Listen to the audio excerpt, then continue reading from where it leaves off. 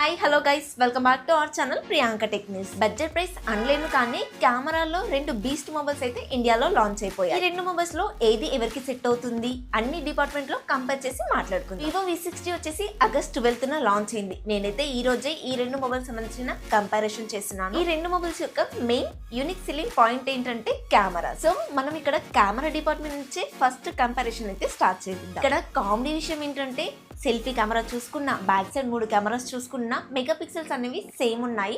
Camera sensors మాత్రం different కనిపిస్తున్నాయి. మొదటిగా రెనో 14 చూసుకున్నట్లయితే 50 MP మెయిన్ కెమెరా ఉంటుంది, 50 MP టెలిఫోటో లెన్స్ ఉంటుంది, 8 MP అల్ట్రా వైడ్ సెన్సార్ ఉంటుంది, ఫ్రంట్ కూడా 50 MP ఉంటుంది. కెమెరాస్ పక్కనే ట్రిపుల్ ఫ్లాష్ లైట్ వాడమని చెప్తున్నారు. సెన్సర్స్ అనేవి ఇవే వాడమని వీళ్ళు హైలైట్ చేసుకోవట్లేదు. రీజన్ ఏంటంటే వీళ్ళు కొంచెం పాత సెన్సర్స్ వాడారు. V60 విషయానికి వస్తే main camera 50 MP Sony IMX766 sensor వాడారు. Secondary camera 50 MP telephoto lens Sony IMX882 sensor అయితే వాడారు. థర్డ్ కెమెరా వచ్చేసి 8 MP అల్ట్రా వైడ్, ఫ్రంట్ వచ్చేసి కూడా 50 MP వాడారు. ఏ సెన్సార్ అని మాత్రం మెన్షన్ చేయలేదు. ఇంట్లో వచ్చేసి ఫ్లాష్ లైట్ అయితే ఉండదు, RR లైట్ ఉంటుంది. కలర్స్ అనేవి షిఫ్ట్ అవుతూ ఉంటుంది. ఇకపోతే పర్ఫార్మెన్స్ విషయానికి వస్తే మెయిన్ కెమెరా ఇంకా పోర్ట్రేట్ లో వివో ఇక్కడ బాగా పర్ఫార్మెన్స్ చేస్తుంది. వివోలో వచ్చేసి ఇమేజెస్ మీకు కొంచెం షార్ప్ గా వస్తాయి. ఒప్పోలో వచ్చేసి బ్యూటీ మోడ్ అనేది ఎక్కువగా ఉంటుంది. 100x జూమింగ్ విషయానికి వస్తే రెనో 14 లో వచ్చేసి AI కెమెరా క్యాపబిలిటీ తోటి ఫోటోస్ అనేది ఇంకొంచెం క్వాలిటీ పెరుగుతుంది. రెండిట్లో ఎవరు తక్కువ కాదండి. ఒప్పో వాళ్ళు వచ్చేసి AI తో కొంచెం స్ట్రాంగ్ గా ఉంటే వివో వాళ్ళు వచ్చేసి జైస్ లెన్స్ పార్ట్నర్షిప్ తో కొంచెం స్ట్రాంగ్ గా ఉన్నారు. వివోలో స్పెషల్ గా జైస్ ఫిల్టర్స్ ఉంటాయి, క్లైమేట్ చేంజ్ ఫిల్టర్స్ కూడా ఉంటాయి. వివో వాళ్ళు మాత్రం ఎక్స్క్లూజివ్ వెడ్డింగ్ ఫోన్ అని చెప్పుకుంటున్నారు. ఒప్పోలో మాత్రం 4K క్వాలిటీలో కూడా వీడియో రికార్డ్ చేసుకోవచ్చని క్లైమ్ చేస్తున్నారు. ఒప్పోలో మాత్రం AI editor, AI perfect shot, AI studio లాంటివి అయితే ఉన్నాయి. రెండు మొబైల్స్ నుంచి కూడా అండర్ వాటర్ లో కూడా ఫోటోస్ అండ్ వీడియోస్ అయితే తీసుకోవచ్చు. ఈ రెండు మొబైల్స్ సంబంధించిన కొన్ని కెమెరా శాంపిల్స్ అయితే ఆల్రెడీ వేసేసాను. మీరే డిసైడ్ అవ్వండి ఈ రెండు మొబైల్స్ లో కెమెరాస్ ఎందులో బాగున్నాయి అని. ఈ రెండు మొబైల్స్ లో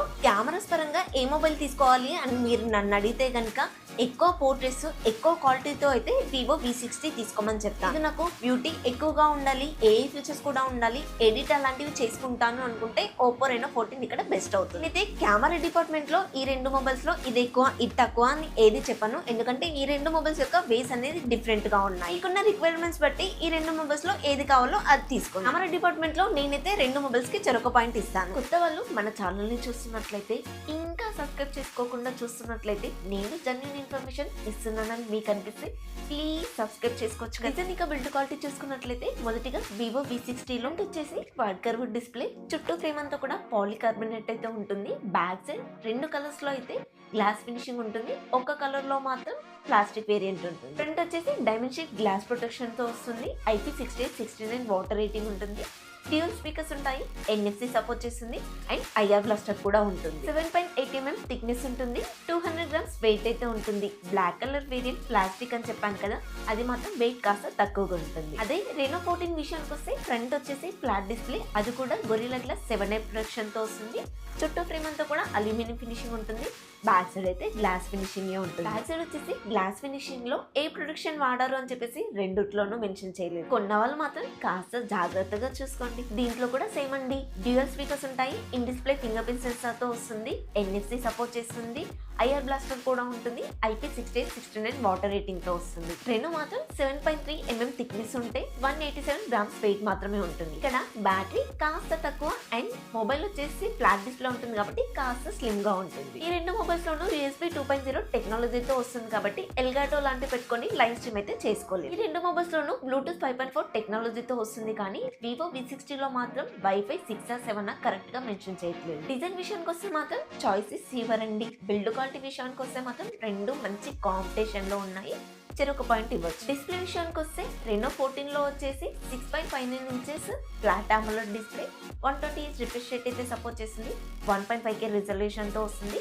1200 హై బ్రైట్నెస్ కలిగి ఉన్నట్లుగా తెలుస్తుంది. ఇక్కడ మీరు అబ్జర్వ్ చేస్తారో లేదో, పీక్ బ్రైట్నెస్ గురించి చెప్పట్లేదు, ఓన్లీ హై బ్రైట్నెస్ మాత్రమే మీరు హైలైట్ చేస్తున్నారు. V60 విషయానికి వస్తే 6.77 inches full HD plus AMOLED display, 1.5K resolution ఇస్తారు అనుకున్నాను, కానీ ఫుల్ హెచ్డీతోనే వీళ్ళు ఆపేశారు. 5000 పీక్ బ్రైట్నెస్ కలిగి ఉంటుంది, అంటే మాక్సిమం పీక్ బ్రైట్నెస్ వచ్చేసి 1400 to 1500 అయితే ఉంటుంది. 120Hz రిఫ్రెష్ రేట్ అయితే సపోర్ట్ చేస్తుంది. రెండు మొబైల్స్ లోనూ HDR10+ సపోర్ట్ చేస్తాయి. 10-bit ప్యానల్ అయితే ఉంటుంది, అంటే 1 billion కలర్స్ అయితే ప్రొడ్యూస్ చేస్తుంది.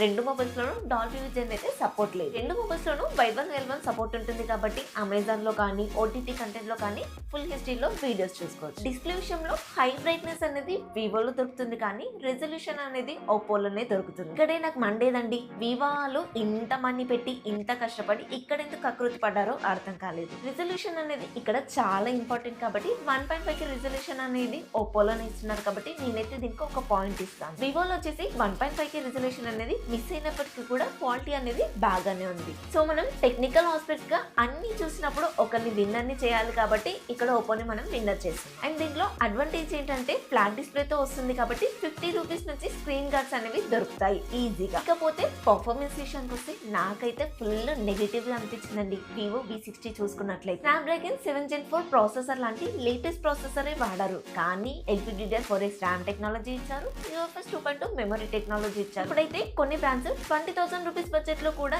ఈ కాన్ఫిగరేషన్ ఇవ్వడానికి భయపడుతున్నారు, మమ్మల్ని తిట్టుకుంటారేమో అని. వివో వాళ్ళు మాత్రం సిక్కు లేకుండా ఇచ్చేసారండి. వాళ్ళ ధైర్యం ఏంటంటే కెమెరాలో వస్తే కదా మొబైల్ తీసుకునేది, ఇదేం చూసారులే అనుకుంటున్నారు. వీళ్ళకి భజన చేయడానికి కూడా ఒక బ్యాచ్ అంటూ ఉంటుంది కదా, వాళ్ళు ప్రమోట్ చేసేస్తారులేండి, వీళ్ళకి కూడా టెన్షన్ అవసరం లేదు. 115 మీద రన్ అవుతుంది, 4+6 years అప్డేట్స్ అయితే ఇస్తున్నారు, ఇదైతే మంచి విషయమే. Antutu వచ్చేసి దాదాపు 10 నుంచి 11 లక్షల మధ్యలో అయితే స్కోర్ చేయగలుగుతుంది. Reno 14 విషయానికి వస్తే Dimensity 8350 ప్రాసెసర్ తో వస్తుంది, LPDDR5X RAM technology, UFS 3.1 memory technology ఉంటుంది, 115 మీద రన్ అవుతుంది, 3+4 years అప్డేట్స్ అయితే ఇస్తారు. Antutu లో వచ్చేసి 13 లక్షల నుంచి 14 లక్షల స్కోర్ మధ్యలో అయితే చేయగలుగుతుంది. సింపుల్ గా చెప్పేయొచ్చండి, డైమెన్సిటీ ప్రాసెసర్ తోటి Antutu స్కోర్ కూడా ఎక్కువగా ఉంది కాబట్టి Reno 14 ఒక బెస్ట్ పాయింట్ అవుతుంది. UFS స్టోరేజ్ అనేది తక్కువగా ఉండడం వల్ల ఇమేజ్ అనేది లేట్ గా ఓపెన్ అవుతుంది, ఏదైనా ఎడిటింగ్ చేసినప్పుడు కూడా లేట్ గా సేవ్ అవుతుంది. 40,000 రూపీస్ బడ్జెట్ పెడుతున్నప్పుడు LPDDR4X UFS 2.2 కన్నా బెటర్ గా ఇవ్వండి, జనాలు ఎలాగో మిమ్మల్ని ఇష్టపడుతున్నారు కదా కొనుక్కుంటారు. ప్రాసెసర్ విషయంలో ఓపోకి ఇక్కడ ఒక క్లియర్ పాయింట్ ఇస్తాను. ఈ విషయానికి వస్తే పంట చాయిస్ కన్నా కలర్ ఓఎస్ అనేది చాలా బెటర్ గా ఉంటుంది. మీకు ఇక్కడ ఒకటి అప్డేట్స్ ఎక్కువగా ఇస్తున్నారనే తప్ప ఏ ఫీచర్స్ కానీ స్మూత్నెస్ కానీ ఓపోలోనే బెటర్ గా ఉంటుంది. కొన్ని లీక్స్ ప్రకారంగా చైనాలో ఉండే ఆర్జిన్ ఓఎస్ లో ఉండే కొన్ని ఫీచర్స్ ని పంట చాయిస్ లో మిక్స్ చేస్తానన్నారు, నాకైతే అలా కనిపించట్లేదు. సో యూఏ పరంగా చూసుకున్నా కూడా ఓపోకి మరొక పాయింట్ వెళ్తుంది. బ్యాటరీ విషయానికి వస్తే వివోలో వచ్చేసి 6500 mAh battery, 90W fast charger, అది కూడా బాక్స్ లోనే ఇస్తున్నారు. బ్యాటరీ ఫుల్ అవడానికి 45 minutes వరకు టైం తీసుకుంటుంది. నార్మల్ యూజర్స్ అయితే ఈజీగా 1 day కన్నా ఎక్కువగానే వాడుకోవచ్చు. దీంట్లో ఉన్న ర్యామ్ రోమ్ టైప్స్ వచ్చేసి గేమింగ్ కి పనికిరావు కాబట్టి గేమింగ్ ఆడే వాళ్ళు ఈ మొబైల్ నుంచి కొంచెం దూరంగా ఉంటారు. రెనోలో చూసుకున్నట్లయితే 6000 mAh battery, 80W fast charger అయితే సపోర్ట్ చేస్తుంది. 40 minutes లో బ్యాటరీ అయితే ఫుల్ అయిపోతుంది.